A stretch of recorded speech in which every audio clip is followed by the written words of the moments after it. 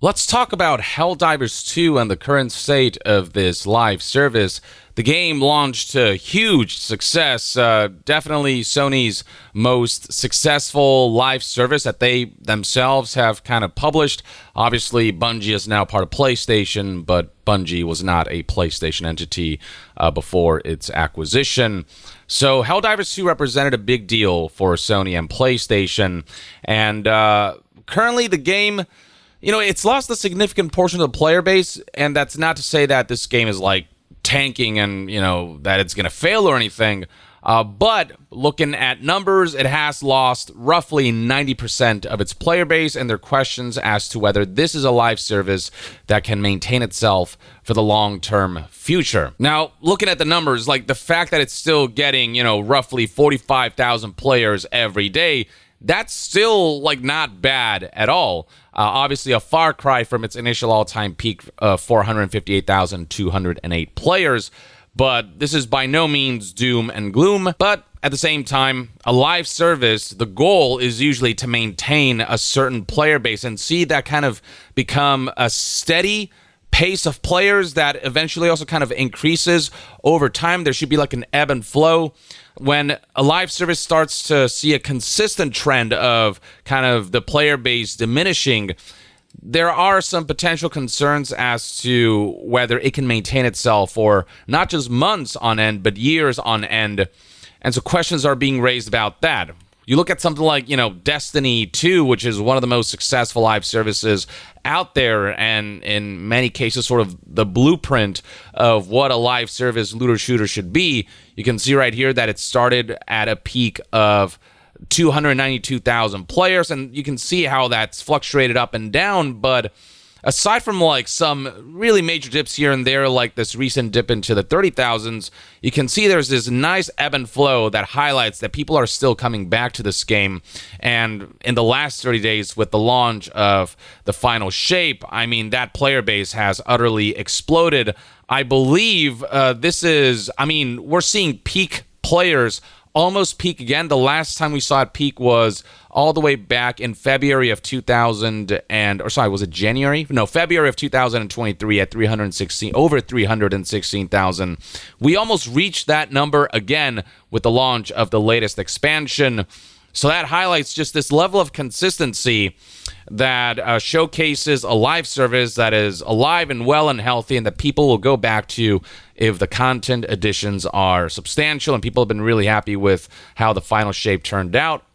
So I guess the question is, what does the future hold for Helldivers 2? Because this is a game that has released consistent updates, but it feels like those updates, in terms of bringing players back in a significant way, hasn't moved the needle by a whole lot. And news outlet Forbes highlights here this article from Paul Tassi, some statistics that are worth looking at about the game, like the fact that it is routinely outside the top 10 list and is number 58 in top sellers on the service, specifically referring to Steam, which is what we have a lot of data on. And then when it comes to the game being streamed, the most viewed Twitch stream of the game at this moment has 56 viewers. The kind of social media and content creation kind of data also matters too, because that highlights how much people are interacting with the game and how much it's drawing eyes to this day. And those numbers are diminishing as well. Not to mention that there are some complaints surrounding the current state of the game. Again, it's not like the game is an utter failure or anything, or crashing and burning, but people do wish for certain things to improve. Players most recently have been complaining that higher levels were too punishing to be fun, but after a large-scale buff patch, it barely moved a needle. Not to mention that, like I said, certain updates that feel pretty major have not caused a huge resurgence of players. There's been no significant surge other than a brief spike when a mass automaton invasion happened, but interest fell sharply after a week, and since then the game has continued to shed players quickly. And this is a live service. That's the main thing. If this were like a single player experience, or even a multiplayer experience that has sort of a beginning, middle, and end and isn't meant to be played for years on end, then these statistics would be fairly normal. But this is a game that is getting consistent updates, that a recurrent amount of money is being spent on by Sony and by Arrowhead, And so it requires a certain consistent amount of financial return every quarter and whatnot. And there's the question of, will this game have enough financial returns to justify its maintenance over the long term? As for why people are potentially dropping out of this game currently, well, Paul Tassi, again, he's the one who's been kind of covering this a lot. And looking at some of the comments, it's interesting to see what people are saying. Some people are theorizing that maybe Sony forcing the whole linking to a PlayStation account, that whole debacle that spread far and wide, that they eventually had to backpedal on, that might have contributed to a lot of players deciding to leave.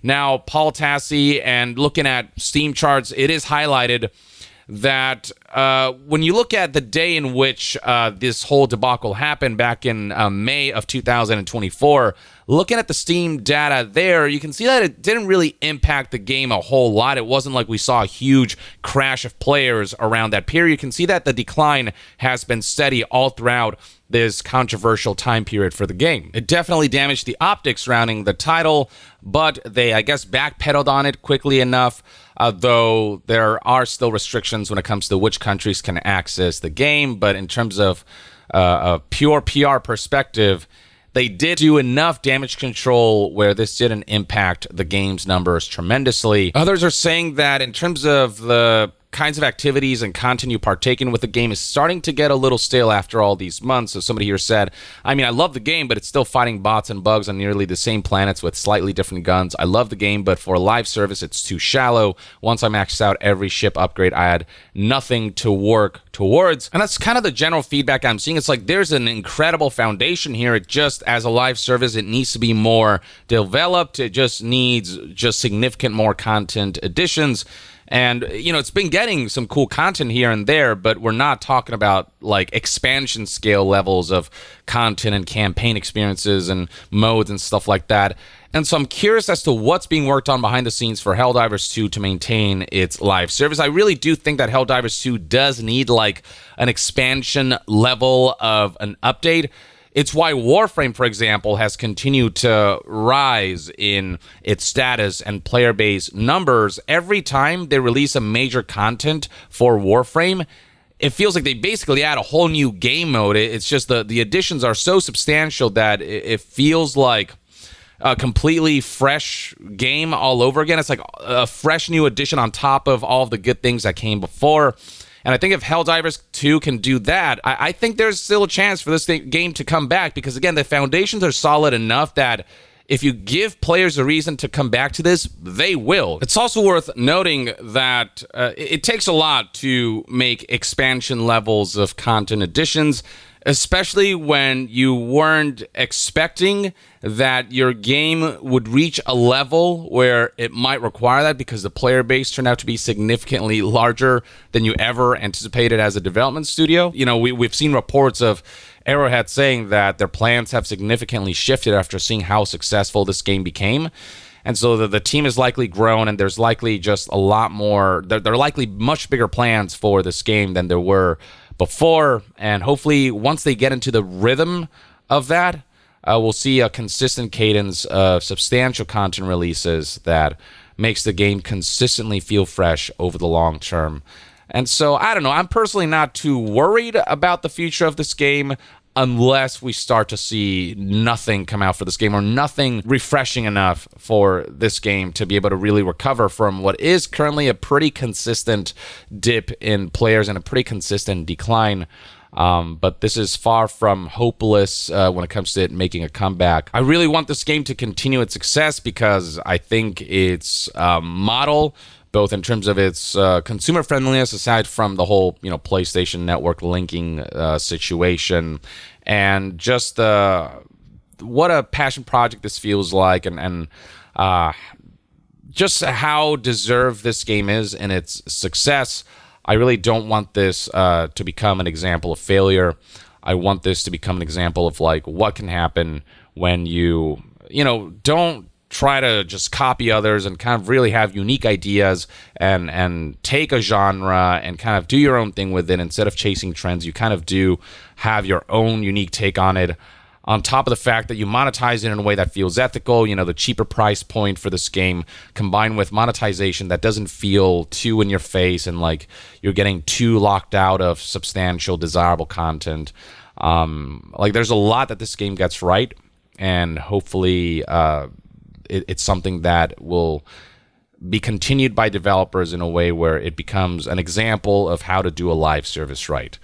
But only time will tell. Until we see more of what the future holds for this game, let me know in the comments below what your thoughts and opinions are on Helldivers 2, whether you're still playing this game, and if not, why did you fall off, and what would it take for you to return to this title? Share your thoughts in the comments below, and to be further updated on all things gaming news, reviews, and discussions, stay tuned right here on Young Yeah. I'll see you guys next time. Young out.